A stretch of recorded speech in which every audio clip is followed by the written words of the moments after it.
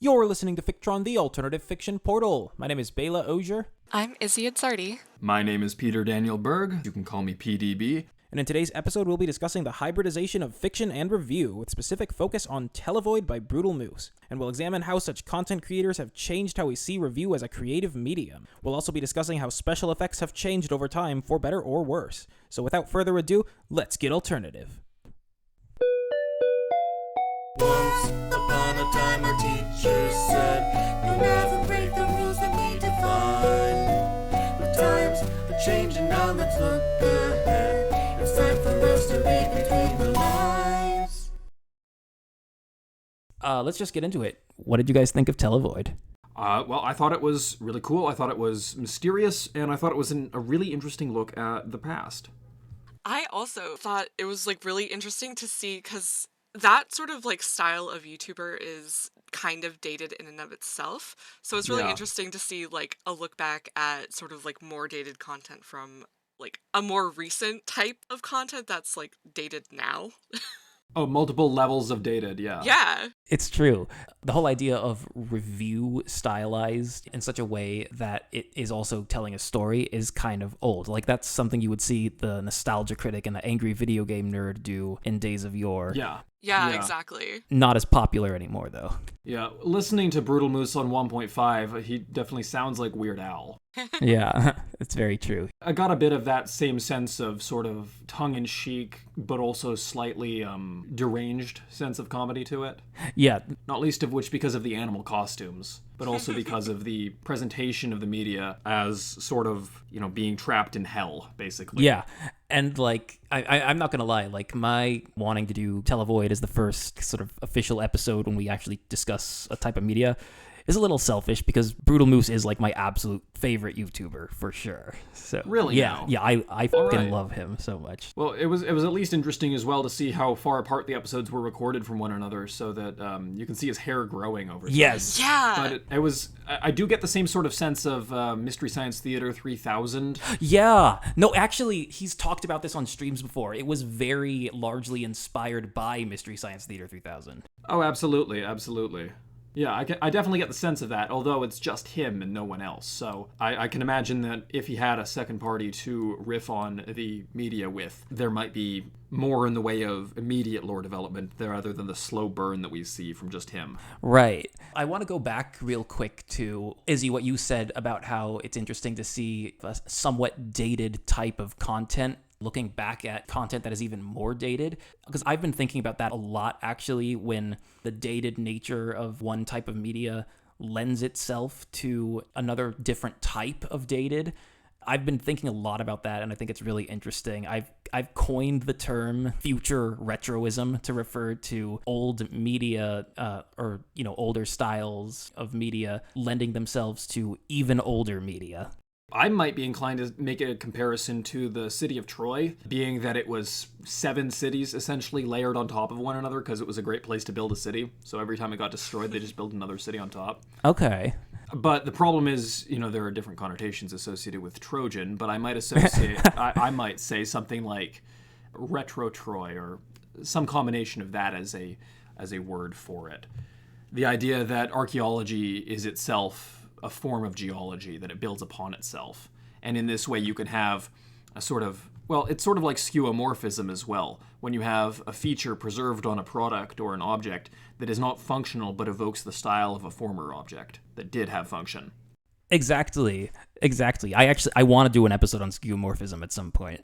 What would you say is a good cross-media analogy for the way that Televoid is a dated format presenting even more dated media? What's a good analogy for that in another medium? I'm not sure if I can give a specific analogy, but I have a specific example that I've been thinking a lot about. There's 2 versions of RuneScape now. There's old school RuneScape, which is a revival of the, I believe, second version of the game that everyone sort of, for the most part, is familiar with, that was popular around 2004 to 2008. And then there's RuneScape 3, which I believe was made in 2012, 2013, around that general time frame.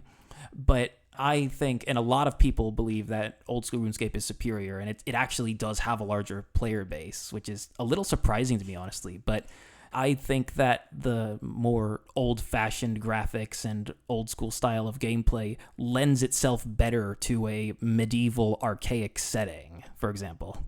I see what you mean. So the medium is the message in a sense. Right, yeah. Yeah, I could see that, absolutely. It's kind of like you wouldn't expect a story that it's about a rustic world to be presented with the utmost polish. It kind of doesn't make sense. Yeah, and at the same time, for as dated as RuneScape is, it's not nearly as dated as the actual medieval times are. Yeah. And it's that kind of sort of illusion we give that we sort of see the world through. If something is old in one way, then we could connect it with being old in a different way. Well, yeah, I mean, the Star Trek The Original Series episode that features Abraham Lincoln as a character aired closer in time to the birth of Abraham Lincoln than to the present day, if I recall Yes. correctly. That sort of thing. I might be a little bit off on that, but it's the same sort of thing that as time keeps on slipping into the future, we happen to have past getting all closer together. Yeah, exactly. You have any examples you can think of with this, Izzy? Let me just one moment, because I actually really liked that RuneScape thing, and that blew whatever I was thinking of away from me for a second.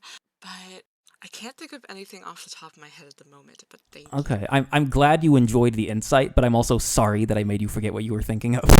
No, it's totally fine. It happens. She for gore. Yeah. I don't... So, there is another example of this on the tip of my tongue as well. The idea of, well, was this even outdated at the time that Brutalmoose did it? Because didn't this series start in 2016? Yeah, that's a good point. I think... Yeah, it was on its way out, I believe. Exactly. I think it was just starting to become a little outdated. Because I remember that I may not be the biggest fan of Hot Diggity Demon. He's done some okay cartoons. He's done some really stupid cartoons. I was actually surprised to find out the other day that Harry Partridge, Happy Harry Cartoons, is the son of the singer from XTC.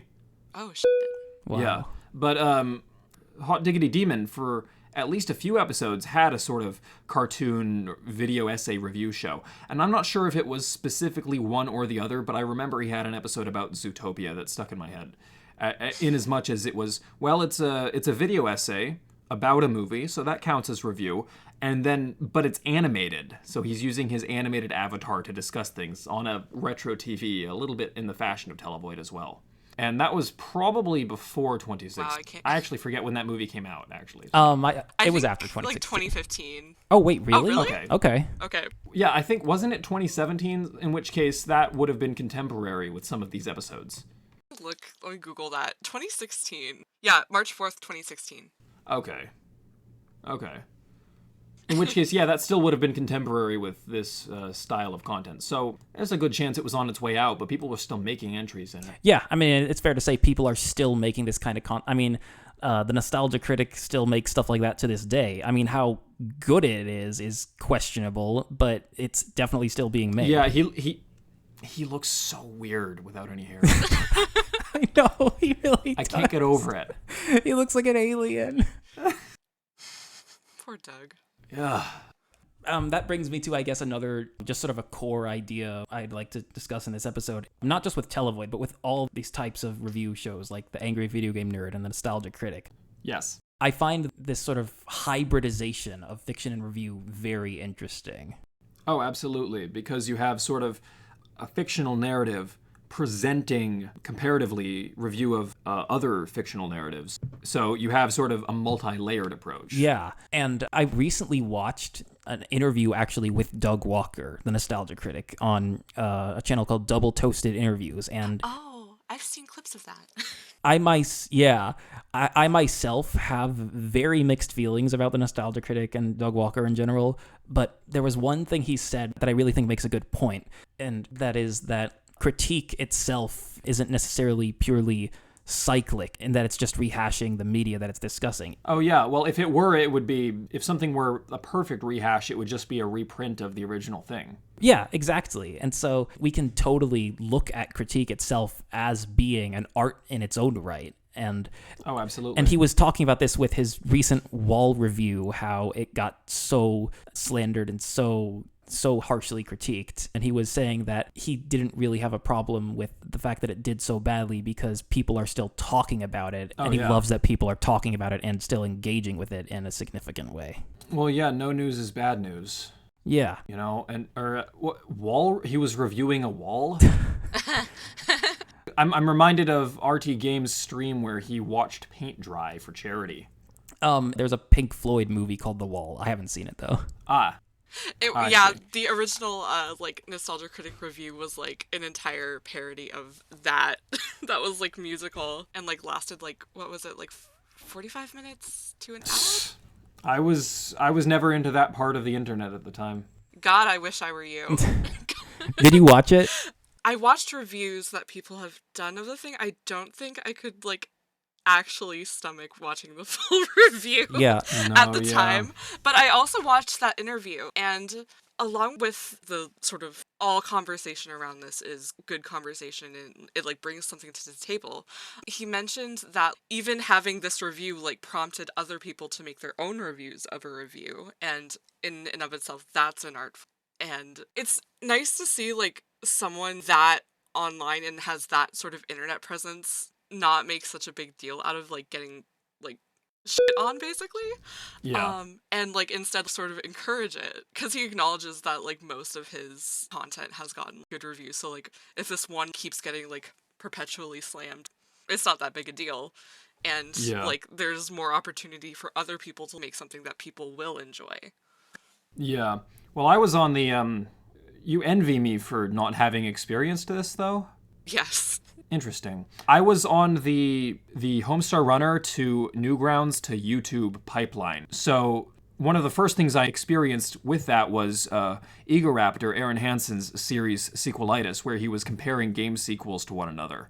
And I thought that was a pretty interesting method of doing it at the time, mainly because he wasn't focusing on the original thing, but upon, if I recall correctly, 2 different sequels, either to the same series or to different series. I forget the precise elements here. Then I was, for a long time, at least in high school, there was also the sort of, epic rap battles of history, Cinema Sins area. And I remember I was very much into epic rap battles of history. I thought it was really good at the time. And looking back now, it's okay. It was innovative, but also really corny. Yeah. They certainly have their preferential rhymes that are easy. But the other side of that was Cinema Sins. And Cinema Sins is definitely review, but it doesn't have a fictional narrative, except if you count that they lie a lot. Or it's more to the point that they are, their format is listicle based. That's why they put a timestamp in the title, in X minutes or less. I'm not gonna lie, I fucking hate CinemaSins. They're probably my least favorite YouTube channel. The damage they have done is irreparable. Oh, no, absolutely. The damage they've done to me is irreparable. I lost interest in cinema as a medium because of Holy that. shit. Yeah. I just am straight up no longer interested in movies because of that. Damn. Yeah, that's pretty bad. I just, even if the stuff they're pointing out is, fake negatives and they're just nitpicking for the sake of nitpicking, the effect they had on me was, wow, there has never been a good movie in the history of the human species. This medium was dead on arrival. I also just don't think they're funny, though. They're the most unfunny channel I can think of. And they just suck the joy out of critique as well. Because one of my favorite things to do, even through high school, was go through and review bad media. Yeah.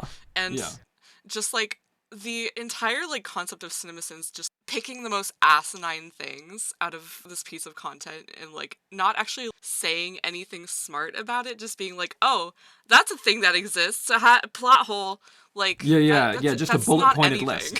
Yeah, exactly. It's just not anything. Yeah. It's a bullet pointed list. There's no actual commentary. It's just it's picking for picking's sake. The one instance I can think of where it was actually noteworthy, a noteworthy piece of commentary, is, if I recall correctly, in the CinemaSins review for Monsters, Inc., he pointed out a musical connection that I don't think any other person would have noticed, which was that the music during the cave scene where they're in the Yeti's cave is very, very, very similar to another piece of music done by the same composer in a different movie. And I have no idea how he noticed that, except by the virtue of watching tons and tons of movies. But that was the only instance I can think of where it was genuinely a transformative section of the review and designed to evoke, oh, here's something you might not have known, instead of something anyone could see but would just laugh off otherwise. Yeah, that's interesting. Yeah. It's also kind of weird that they frame like everything as a negative because cinema sins. And I feel like it shouldn't be framed that way, especially for like such like an interesting callback to like a producer's own media. I think he framed it as being like, this guy's just self-plagiarizing or something. Yeah. So nuanced. I would definitely rather listen to "Hello, I'm the Nostalgia Critic. I remember it, so you don't have to," than watch an episode of Cinema Sins. Yeah. Let's go back to the past to play the games that suck ass. Yes. Man, there really should be like a Samurai Jack Back to the Past to play the shitty games that suck ass or whatever, you know? Yeah. It's like the theme song for Samurai Jack. Long ago, back to the past, we're going to play the shitty games that suck ass. Gotta get back, Samurai Jack. I've never thought of that. That's great. I know we went on kind of a long tangent here, but I still feel that's what it's about. Yes, and I still feel it is also ultimately connected to televoid anyway. But I think what really separates televoid, at least for me, from a lot of these other kind of review shows that also have like lore to them, is that I feel like there's more overarching story to televoid than like a lot of these Angry Video Game Nerd Nostalgia Critic skits and stories are just one-offs for that episode, and they might have recurring characters sometimes, but televoid really is its own contained story. Like Cal Chichesta from Anthony Fantano's review series, Needle Drop. He's a recurring character, but he's not exactly, as far as I recall, there's not exactly much narrative to it. It's just a separate persona. Right. I also feel like it's such a so in Televoid, Ian Brutalmoose, he reviews like old PSAs and old game shows, which I feel like to begin with that's just a weird topic to review in general. Not many people care about older PSAs until it's brought to their attention. Yes, and I also just think that because the media he's reviewing is so benign and I guess inconsequential and not something that a lot of people care about to begin with, I feel like that sort of gives him the opportunity to concentrate more on the narrative, whereas I think a lot of people who like listen to the Nostalgia Critic, especially the older fans, get kind of annoyed when he does sketches because he's like they're just like, okay, but what do you think about the actual movie you're reviewing? Whereas with Televoid, no one really cares that much about these PSAs to begin with, so they actually really love the overarching narrative. Gee, Lois, this was like the time I was atop the fourth wall. But I totally agree, and wait, sorry. I was thinking of something that completely blasted it out of my head. What was the last thing you said before the Peter Griffin voice? I was saying how I think that the fact that the media Ian is reviewing is not considered important by the vast majority of people, I feel like that allows for... Yeah. Yes, I've remembered my point. It also like really lends itself to like Brutalmoose being able to make these PSAs part of the narrative, and I noticed that especially with the A Message to No One episode. Yes. And the the link to like listening and that being a warning to like in-universe Ian, and like how these all sort of like messages of like being safe and like things to do to like be obedient or like keep yourself out of trouble, and how they like compound onto this character needing to be obedient to whatever like god creature televoid is in order to like not be killed. Basically. Yes, if I recall correctly, there was, and I've just looked this up in my history, and here it is. There's a novella by Werner Vinge. It's Vinge. And so this was a 2003 story called The Cookie Monster, which essentially focuses as well on characters, spoilers for a story you've had 18 years to read. This focuses on characters becoming aware that they are in a simulation. And so I think the episode about A Message to No One is interesting in its own right as well, because the PSA also contains a narrative within a narrative. Yes, that was crazy. Yes. That blew my mind the first time I saw it. Yes. The other example of what this reminds me of, honestly, with the idea of skits playing off of source material, are you guys familiar with the old Food Network show Good Eats? Heard of it. Yes. Haven't seen it. I love that show so much. So the basic premise is that Alton Brown is, a wacky kids show host, but for adults for cooking. So it's got the same sort of like unusual, comedic style and weird side skit characters that you would expect from a show like Pee-wee's Playhouse or Blue's Clues or Beekman's World. But instead, it's a cooking show. So when he needs spices from the cabinet, Thing from the Addams Family, which is someone's hand, just comes out and hands it to him, That sort of random stuff. But it also has the same sort of skit comedy style where he plays off of, the topic of a particular ingredient. For example, there's an episode where he, in cartoonish fashion, gets stuck on a desert island and teaches folks at home how to cook things out of coconut. That sounds amazing. It's so good. It's underlooked for its Is time. there how do you say this? It's overlooked. Is there an ironic laugh track? I don't think there was a laugh track, but it's got a very comfy feel, I think. Yeah, no, I'm definitely gonna look this up and watch it at some point. That sounds amazing. I've had friends who I showed this to, and they learned how to cook from watching it. So. Oh wow, it certainly sounds better than Diners, Drive-ins, and Dives. Don't slander Guy Fieri like that. How dare you? Guy Fieri is a god, but also, God, that show is repetitive.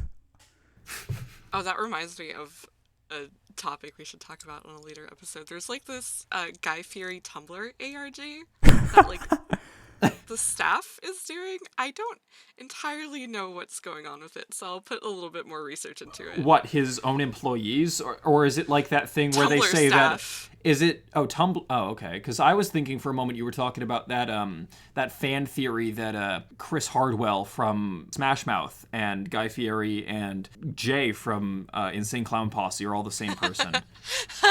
Or like Pokemon Evolutions. Have you seen? I've seen that. Have you seen the meme of if the lead singer of Smash Mouth and Guy Fieri kissed, it would form a whole beard? So awful, but true. Yes. I love that genre of guy. They're so funny. Yeah, absolutely. I guess one of the reasons, other than that I just love Brutalmoose, that I chose televoid to be the focus for this topic of hybridization of fiction review is because I feel like the core thing you want to strike to make good review fiction hybrid content is a good balance between media being reviewed and narrative. And I think televoid strikes that balance very well. Yeah, I would say so as well. There's enough focus paid to the content itself, and Ian mostly sits back and watches, and he comments where the viewer would comment, but he holds off with most commentary until the very end, or for repetitive or musical interludes, which I think is a good way of doing it, because it means that the audience's attention isn't distracted and you're not yelling at the screen, hey, turn the music down, I want to see this part of the thing. Yeah, and I think, like you mentioned, Izzy, I really love how elements of the content he's reviewing, either characters from the media he's reviewing or parodies of the characters, actually interact with him directly, come to life, and come meet him in the televoid. Yeah, we stand Frank. Oh, I'm Frank the Fox. I'm here to teach you. Oh my God, I'm here to teach you about. Which is also very of its time, because it's very clearly a Rick Sanchez caricature. It's I never thought about that. It is like a Rick Sanchez parody. Essentially, yeah. Ricky Raccoon, Rick Sanchez, it all fits. I didn't. Yes. I didn't even notice that. Oh my God, that's like so pottery. good. It rhymes. I really liked how so many of these old shows use freeze frame teleports. Oh yeah. It's such a low budget special effect, but it works so well. And when they pair it with a synth arpeggio or whatever, they have yes. and the teleportation just blum. And it's not even cheesy at this point. It's just classic. Oh, it's classic for real. I really want stuff like that to come back. You know what I'm kind of tired of is in modern video games or anime or whatever, they have the magic circle where they're doing a magic spell and this big glowing wheel of runes appears out of nowhere for a few seconds as they do the spell. I don't like that. I think it's cheap. I think it's overly flashy because it decreases the build up to the actual firing of the spell, for instance. The focus of the special effects should be in the actual spell, not the build up. Secondly, what I don't like is when you have a lot of these and a lot of special effects overwhelming the screen. Have you seen how many special effects Final Fantasy XIV has if you turn them... Yeah. I mean, even if you turn them way down, but especially if you turn them all the way up, it's not so much seizure-inducing as it is like being on the middle of the sun. So you end up with this sort of cacophony of contrasting glowing lights in every direction, some of them lasting every other frame like a staccato, and some of them are just this sort of continuous pulsation radiating outwards, and it ends up looking way too messy and not coherent enough. And I really feel like special effects need to take a look at how things were done 100 or 50 years ago in order to, I think, boil back down to what do you actually need as a minimum viable product to communicate the idea of someone teleporting? Is it enough to say they disappear? Do you need to have the sound of the air rushing in to fill the void where they were, like a little implosion? Or do you need to just simply accompany with a musical motif? I agree. I know I said before that that I'm not necessarily the biggest anime fan, but it's not for any tangible reason. This is a tangible reason I have for actually finding it annoying, is that I do think a lot of the sort of visual quality of it, and it's not just anime, in all fairness, it's all kinds of media does this. Video games does it, where I think a lot of the effects are sort of gratuitous and just not really necessary, or it just feels kind of like you really don't need this much visual paraphernalia going on at once. Well, yeah, and it's a lot more unpredictable, a lot less predictable, I should say, in a video game where it's user-controlled and you have, every color of the rainbow of magic going on in every part of the screen. Whereas, at least in a show that has a predefined aesthetic and it actually has an art director to it at every frame, you can have a little bit more harmony with the color schemes. So if they're in like a deep navy blue scene of dungeon and it's night or something, and they've got one orange torch up, and then someone fires off, well, you've got orange and blue, so maybe you'd want to go with, I don't know, spring green, healing magic, or like down in the distance to contrast the orange flame, you'd have some red evil magic. But in a live video game, that's a lot harder to achieve, which basically means limiting the preset color palettes of magic that the players can use, or whatever these special effects are. And I feel like this is a symptom of a larger problem, which is elemental magic is rarely elemental, in the sense that everyone wants to come up with elemental magic, but they have like 20 or 80 different types of elements. That's not, that's a periodic table at that point. That's not an element. Magic, it can be, but it's not going to be like barium magic. It's not going to be titanium magic. No. It's going to be something stupid like time or, lawn care or, shadows. And it's always shadows. And it's always something dumb like psychic power as a separate element. But I feel like those aren't elemental. You just end up with a lot of noise because the differentiation between them is not fine enough. The differentiation between them is too fine, rather. There's not enough differentiation. And really, if you want to have a good magic system, you should treat it like the same way you would design a good flag or a good character color scheme. 3 to 5, maybe 7. Yeah.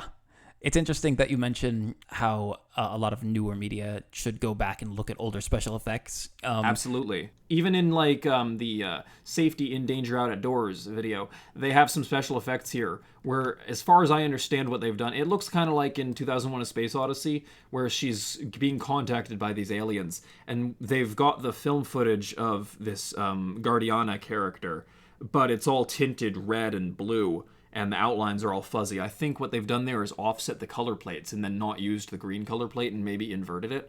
But this is that's a relatively cheap way of achieving a really trippy effect, And so I think, for example, effects like that in a newer medium, where it would at least be higher fidelity, would be pretty mind-blowing to today's people who are a bit overwhelmed.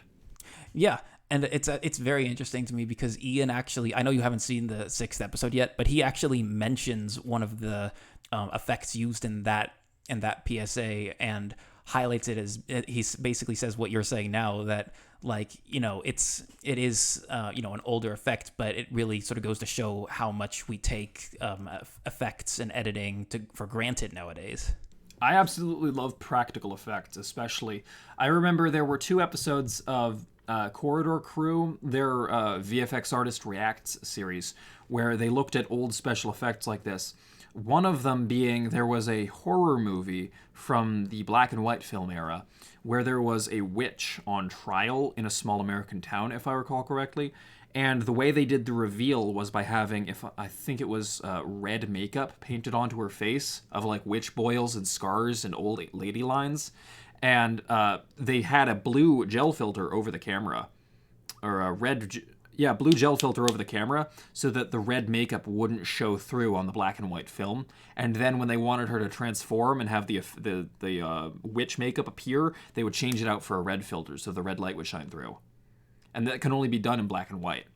The other effect I remember them talking about was the green screen effect in Mary Poppins during the Dancing Penguins scene, because it wasn't actually a green screen, because every color was represented in the foreground characters, and especially in the lace of Mary Poppins' hat.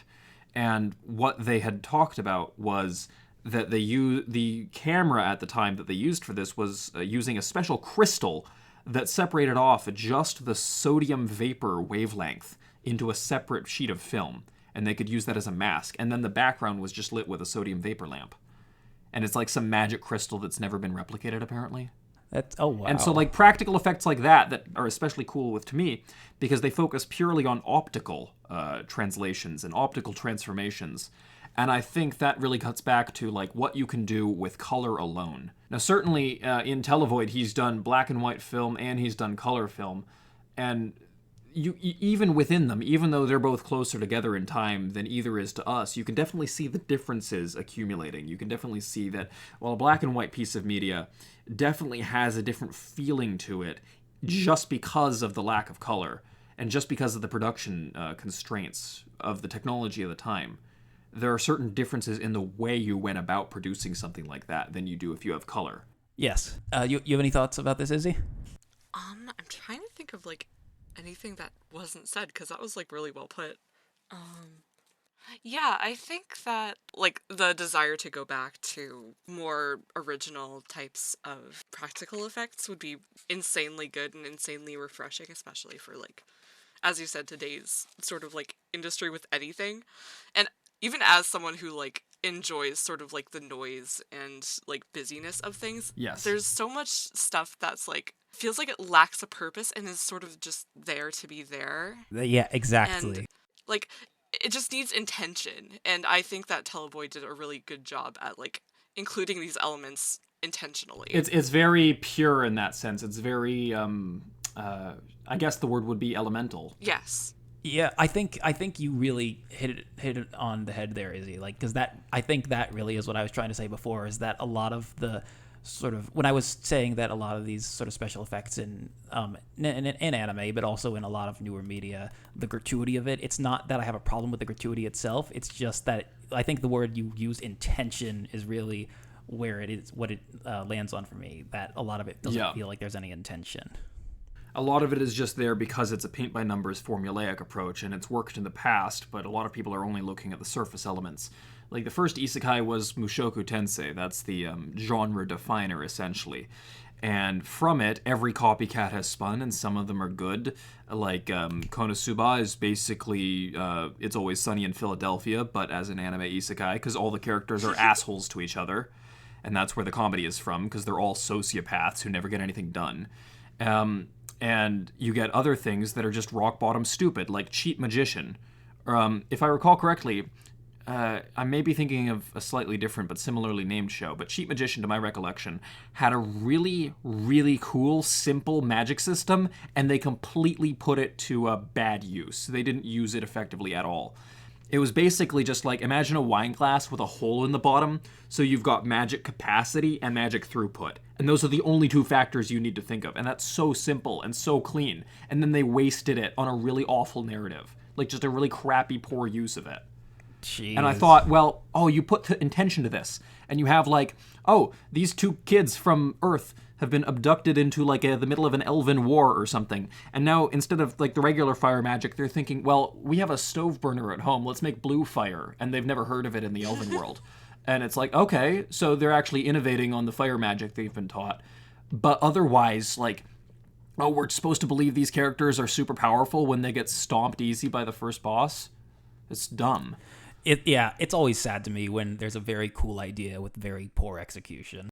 Well, it just inspires me to write something better, succeed by outdoing. That is true. Exactly. You gotta yoink it. That's a good Exactly. Yeah, we did mention this in the first episode, or I guess the pilot episode, where we said that even if something doesn't necessarily succeed in one form of media, it doesn't mean someone else can't make it better. Yeah, exactly. On the notion of things being overwhelming, have you seen the game Slave of God by Inkripar? No. Or Inkripare? I have not. It is essentially a simulation of what it's like to be on LSD at a rave. And when I say that, I'm not just saying like, they must have been on drugs when they made this, which is the common criticism of anything that uses more than 5 colors. It's so true. People never shut up. Oh man, what were you smoking when you made this?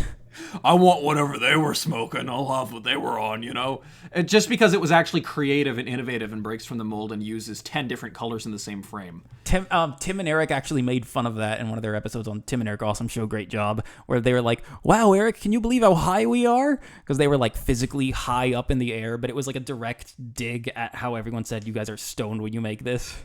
Yeah, just because they cover everything in glop and make references to outdated forms of cable TV.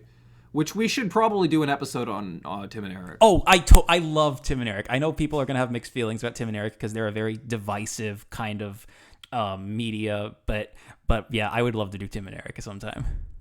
Yeah, well, in any case, Slave of God it's a really disorienting, and I would say, I don't know if I'd say it's a bad game, honestly. It's just like, it's a barfing simulator. It's really, really obnoxiously overwhelming. And it's... I guess I would say play it if you don't have photosensitive epilepsy.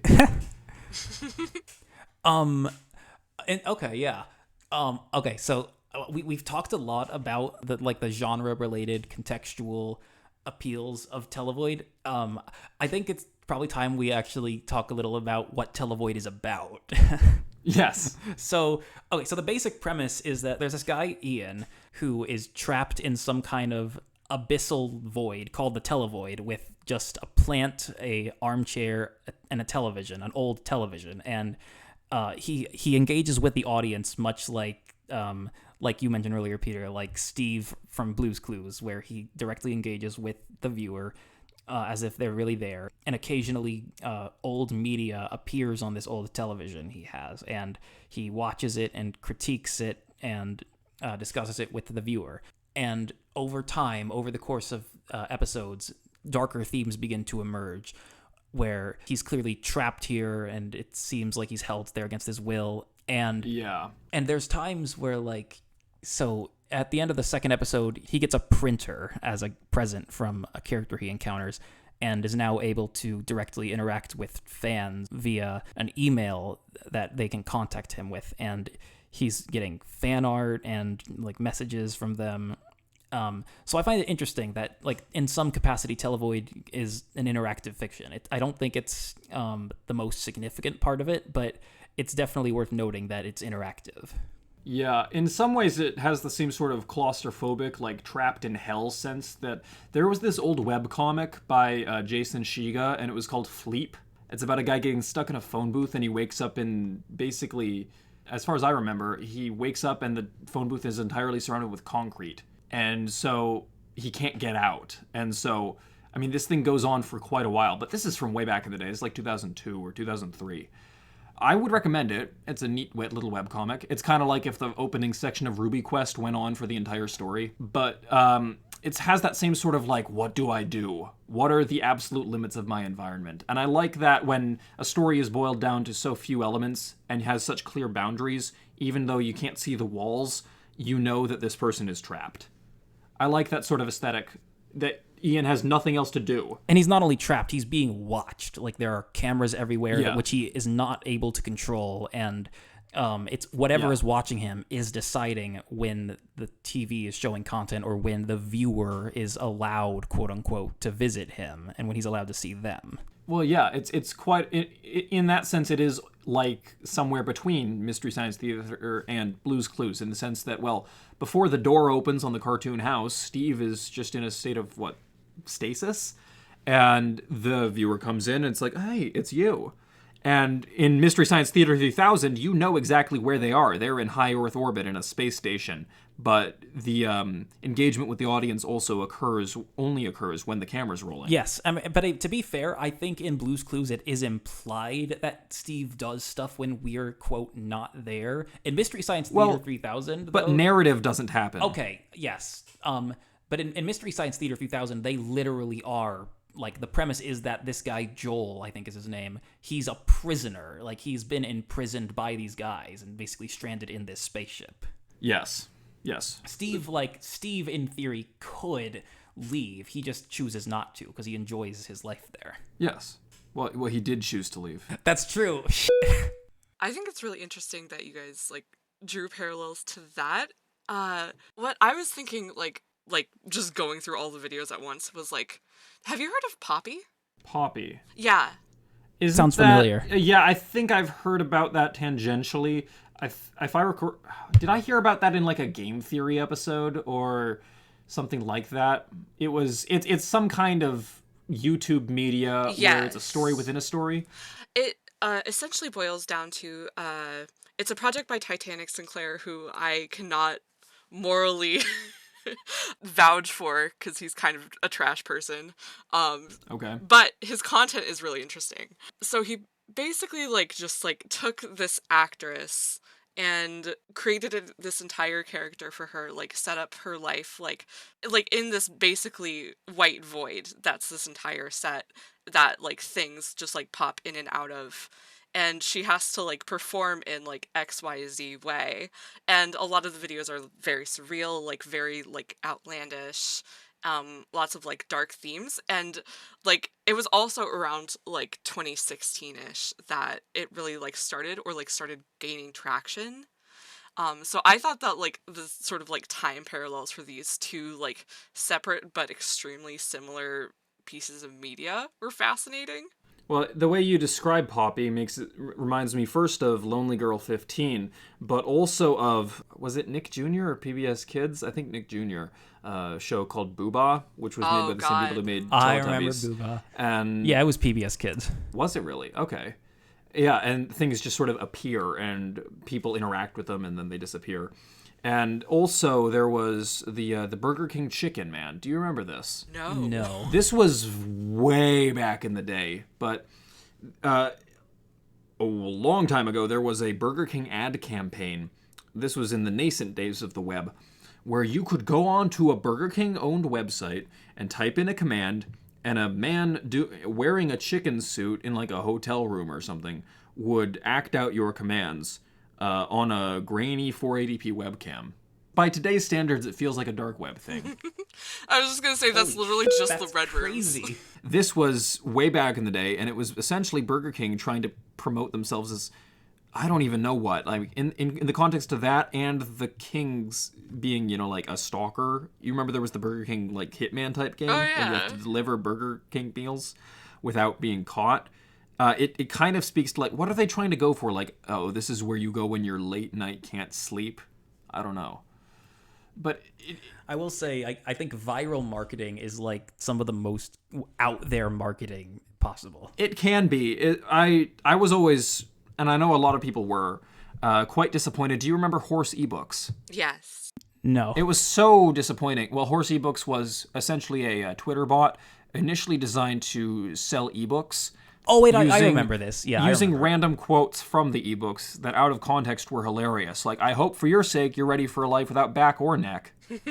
I noticed my hair had grown after spending time in my pyramid, but at some point in time, the account was purchased from its original ebook seller. And the tweets began to be deliberately weird, and eventually it turned out to be a viral marketing campaign, and everyone was like, ugh, threw up their hands and walked away because it was like, oh, it's just advertising now. The Wendy's effect. Yeah. Like for something that wasn't the original intention. It was always advertising in a sense, but now the advertising was for something other than its original intent, and its fame as a weird thing has been capitalized on. Yeah. Instead of its fame as a weird thing coming out of the fact that it's trying to sell something. Yeah, that's no fun. Yeah. So another thing I think is worth noting about Televoid is that not only does the story get progressively darker over time, I feel like the media that he's reviewing gets darker, at least for the first 4 episodes. It could be argued that the 5th and 6th episodes, the media is not as dark, but for the first 4, the media absolutely feels like it gets darker with each episode to me. Absolutely. Yeah, I would say so. Because, okay, so the first episode is pretty lighthearted. Not a lot of creepy stuff happens. Yeah. It's this bicycle safety camp video with this very charismatic host teaching a bunch of kids a la cheesy 80s effects how to ride bicycles. But yeah, so the first episode is very lighthearted. The media he reviews in the second episode is a bit darker. It's this very kind of unsettling children's mascot, like Chuck E. Cheese, Five Nights at Freddy's type character. Not as unsettling as like a Five Nights at Freddy's character, but more unsettling than Chuck E. Cheese. And he's teaching this kid about just sort of safety in general, not just bike safety. Yeah. Like crossing the road and being sure to look where you're going when you're walking, that sort of thing. Yes. And see, unsettling is an interesting descriptor. I wonder if it was actually that unsettling at the time, because you have to remember that was the era when most kids made their own Halloween costumes. Yeah. And I'm sure, you look up homemade Halloween costume retro on Google Images, or, 60s homemade Halloween. No, I think, You find a lot of stuff that by today's standards is nightmarish, but at the time, I'm sure it was plainly fine. No, I think it's fair to say that historically, a lot of this media was not meant to be unsettling, nor was it even considered unsettling. I wonder what has changed, us or the media? Yeah, probably us, because the media by definition, it still stays the same, I think. Or does it only gain this sort of quality from the presentation that Brutalmoose gives it? That's a good point, too. Either way, though, certainly I felt more unsettled with each episode for the first 4, so I felt more unsettled by each piece of media. Absolutely, I would agree. Episode 3 is when things really start to get weird.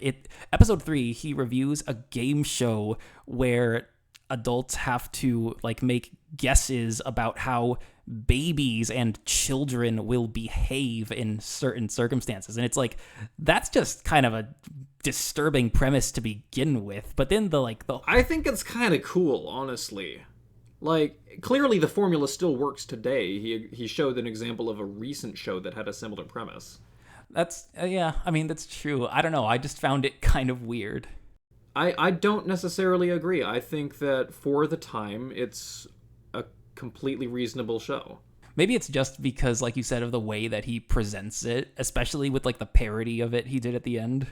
Oh, well, certainly. I think that he definitely has a few recurring jokes for making things quick and easy more disturbing. I think it's undeniable, though, that the 4th episode is the darkest. That one I felt genuinely uncomfortable by the ending of that one. This was the episode where he was it that episode or the previous one where he was clutching at his chest every time the visual noise Yes, that episode. It's the one with the skunk and that horrible family. A message to no one. It's an interesting episode. It's interesting, it's dark, it's question-provoking. And I really get the sense, like he says, that the idea of provoking questions from it was part of the point of the original production. Being that it ends on a note where you're not really sure if anything's been resolved, it definitely feels like it was meant to be a talking point. Especially with the way that the last episode, I know you haven't gotten there, and I guess spoilers, but the way the last episode ends is on sort of a similar cliffhanger with Frank leaving through just this random door in the void. And you don't really get any answers after that. Yeah, and Ian like follows him, and it looks like maybe he's about to go out this door as well, but we don't know what happens because he hasn't made an episode since. Dang, something is sleeping in my memory. Oh man, it's sitting on the edge there. What am I thinking of when I'm thinking about something where you have this sort of setup where you have the host sitting in a relative void and something appears and, you know, he interacts just for a bit and then he's like, hey, wait, don't go, but it's already gone. Yeah. I'm thinking of something. There's something very particular to this, and I can't remember what it is. There was also... okay, now that's gone too. Wow. The, it is interesting how a show that involves so many things... Oh, the protagonist doesn't know where he is. You know, now I'm losing stuff about it too. Huh? Oh no, I've become part of the narrative by forgetting things about it. Oh crap, we're in the televoid now. Maybe we are. Add, like, glitch sound when you mentioned... effect. What was that? Add, like, glitch sound effect here. The, like, Yes. JoJo part for, like, bass. Boing. Yeah, exactly. Yes, I'm just gonna cut this audio off as I'm speaking. Oh God, where am I? Perfect. Everything is fine. Don't worry about us, fellow audience. That's for future episodes. Yeah. Slow burn. Peter, when you mentioned how, like, when he clutches his chest every time the audio static picks up, that's another thing I wanted to mention, is that I think there are elements of analog horror in this as well. Yeah. And for those who don't know, analog horror is sort of like horror derived from older VHS fuzz and like optical phenomena and like older style of media. Ringu, the Tetsuo the Iron Man. Oh, yeah. Yeah, that sort of thing. One of the best examples I can think of is Local 58. Oh yeah, well yeah, Chris Straub is a master of the analog horror. Yes. Absolutely. I still think about Candle Cove a lot. Oh, Candle Cove is great. I wanted to bring up, the one thing I remembered was, I don't know if it was a hoax or if it was real, but I remember back on like Wikipedia in like 2008 or so, there was an article for a show called Gunkland.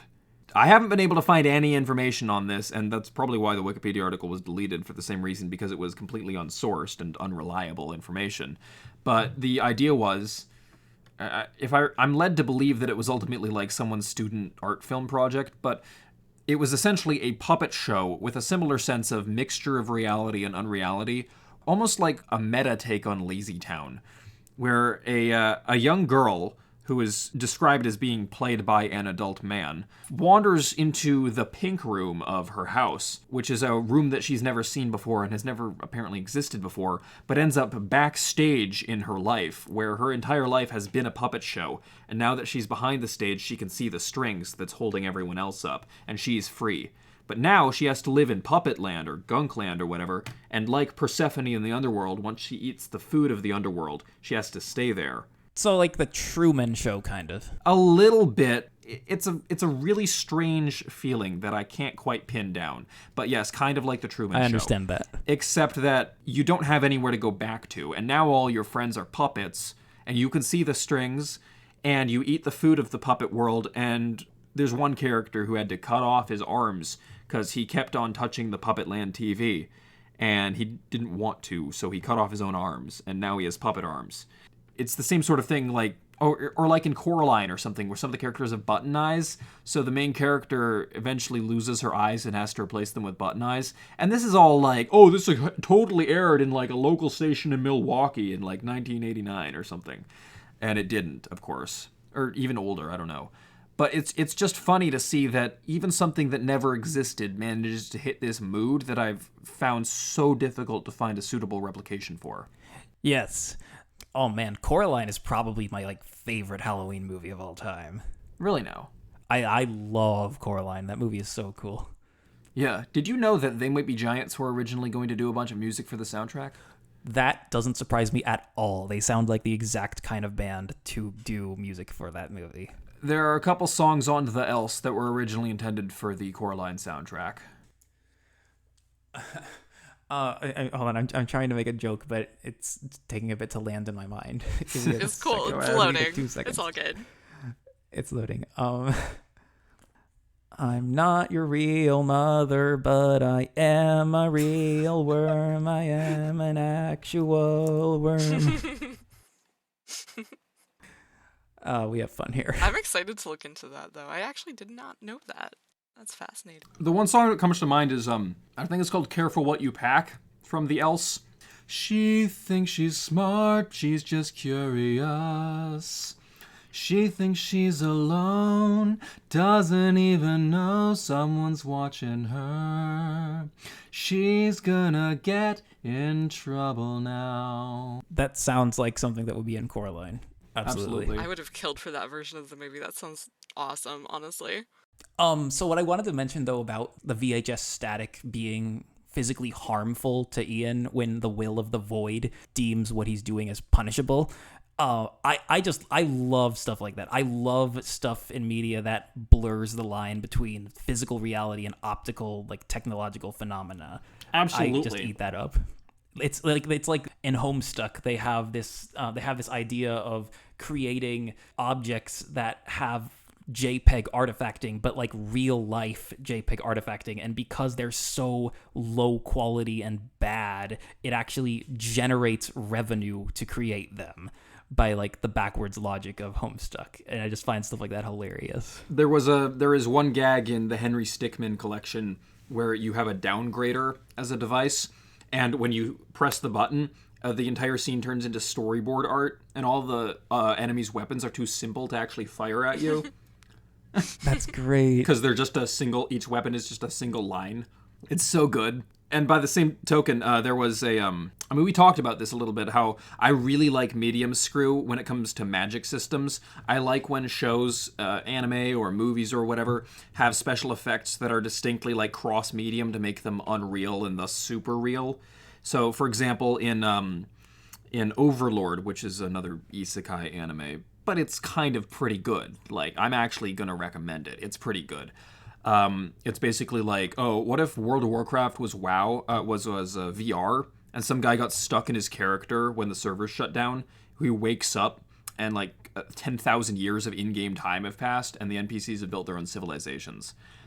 So all the magic in that show is 3D CGI, and all of the other stuff is 2D. So you see this sort of medium distinction between what is real to the characters and what is super real, what is magical. I think that's really interesting. That reminds me of Code Lyoko, how the real world is 2D, but when they go into the virtual world, it's 3D. Yeah, a lot like that. Yeah. Yeah, I like stuff like that, for sure. And I remember I mentioned to you I think was it just last night, that I think it would be really funny if there were a magic system where you could have JPEG artifacting or various medium screw effects. There is the movie Blood Machines, which is really good. I'm going to recommend it. It's really good. The whole thing is like an 80s synthwave music video. It's about two spaceship salvagers in a setting where spaceships run on human blood. And so this main guy has a laser gun with like 8 barrels stacked on top of each other. When he fires it, there's all these radiation worms coming off onto the film, like Chernobyl footage of the elephant's foot. Yeah, you did send me that. It was cool. It's such a cool effect because it really makes it feel like, oh, this is actually being recorded to film in real time, and he's actually firing it. I love stuff like that. So we're on the same page like that. I really want, what I think would be amazing is if there were some show where the magic effects were like watercolor painted onto the frames. Oh, that would be cool. Now, obviously, that would be pretty high budget. And I mean, obviously, there are ways to simulate this using computers, but it would be special if it was actually watercolor painted onto the frames. Yes. Which would mean that would have to be used sparingly, which means the medium informs the message. You have to write the story in such a way that developing the animation for it isn't too much work for the animators, basically. I see a lot of anime where it's basically just a slideshow with a voiceover, and in a sense, all animation is a slideshow with a voiceover. But you get what I'm saying when I mean, like, it's a frame rate of 1 frame.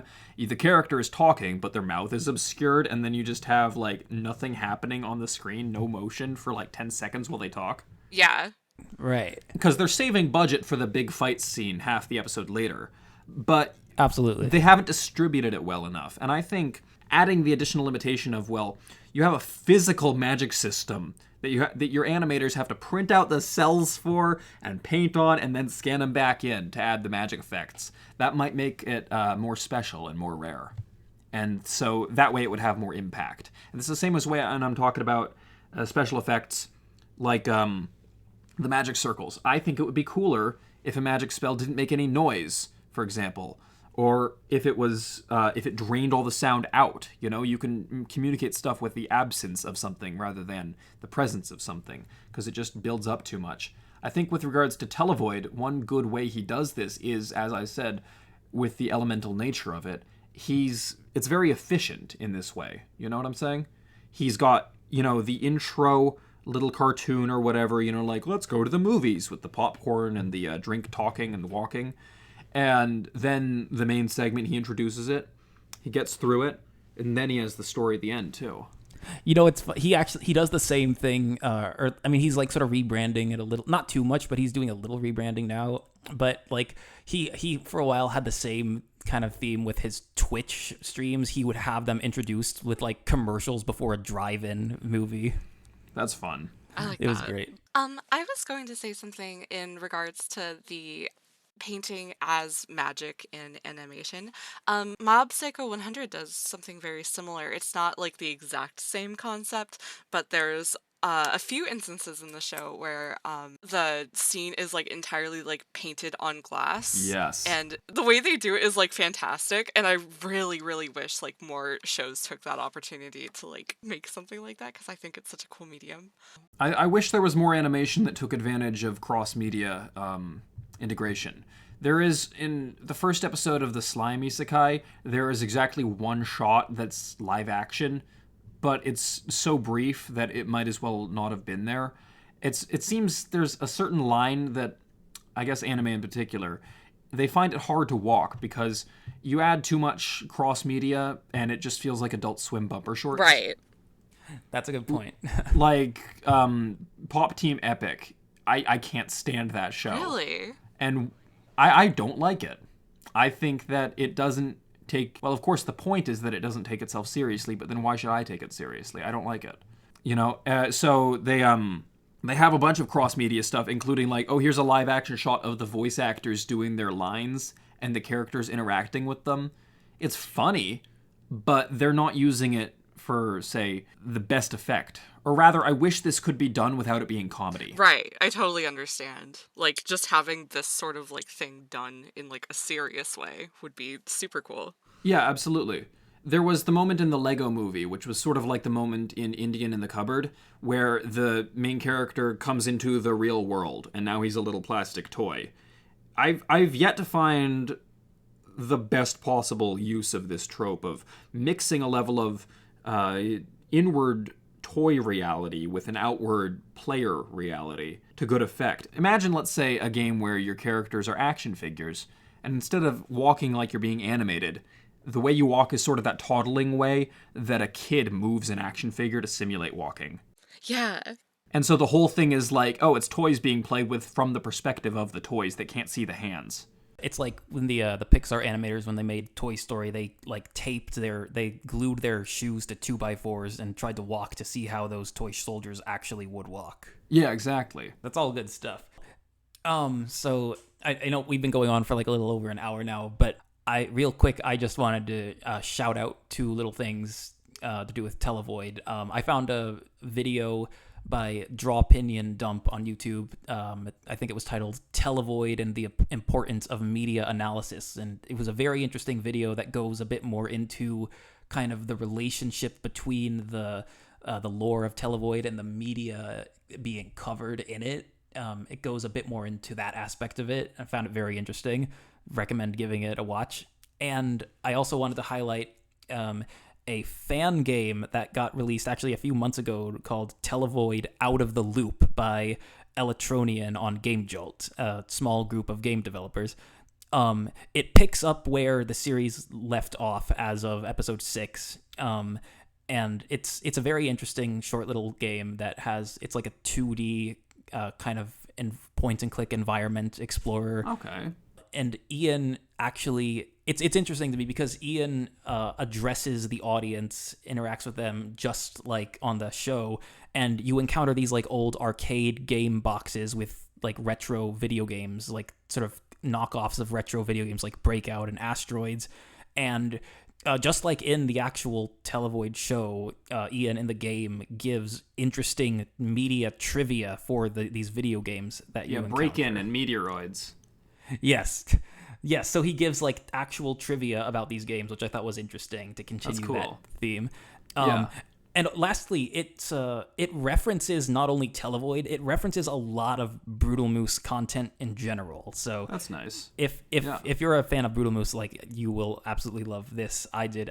It was a little tough to get it to work. It's not the most stable project. I was able to play through it a little bit at a certain point. I couldn't go any further, but thankfully there was a playthrough online I was able to find.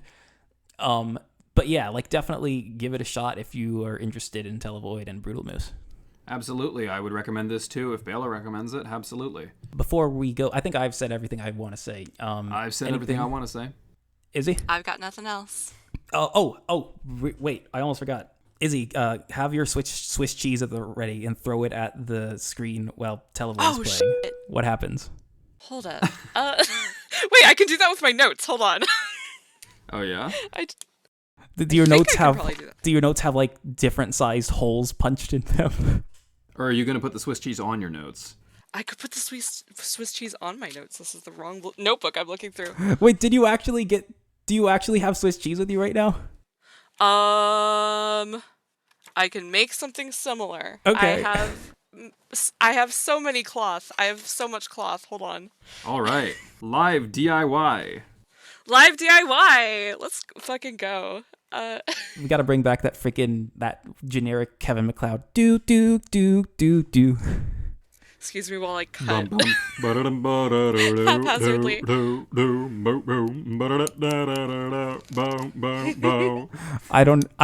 I feel like I should recognize that song, but I don't. That's the ending credits music, Kevin MacLeod track for Cyanide and Happiness.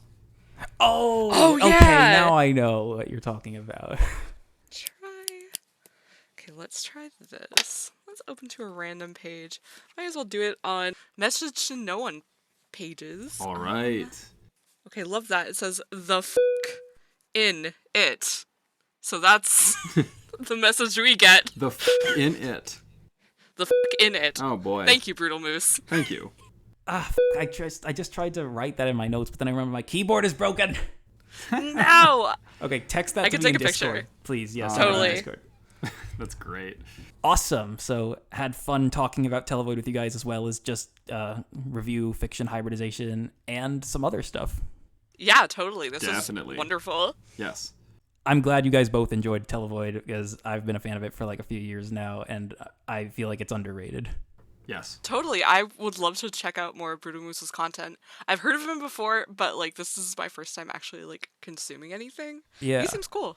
I checked out his video listing, and he has a few items that are like, let's check out this random unlabeled VHS I found, and that's pretty cool. Yes, mystery tapes. Mystery tapes is so... He films mystery tapes on a VHS, so it's like at a weird aspect ratio and has like actual film grain, not just a fake film grain effect. Yeah.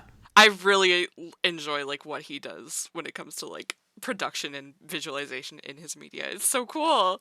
I'm pretty sure he's sadly discontinued televoid. I don't think he plans on making more for now. I really hope he changes his mind in the future though, because there's really something good about it. Yeah, I hope so. I hope he does too, even though it's like a pretty like fitting end to like tie back into a message to no one. Yeah. I really enjoy it as a callback. Yes. But Brutalmoose, if you hear this, please continue. Yes, we beg you. All right, cool. So we'll see you guys next time. Thanks again, Izzy and Peter, for joining me. You're very welcome. Thanks for having us. I'm glad to be here.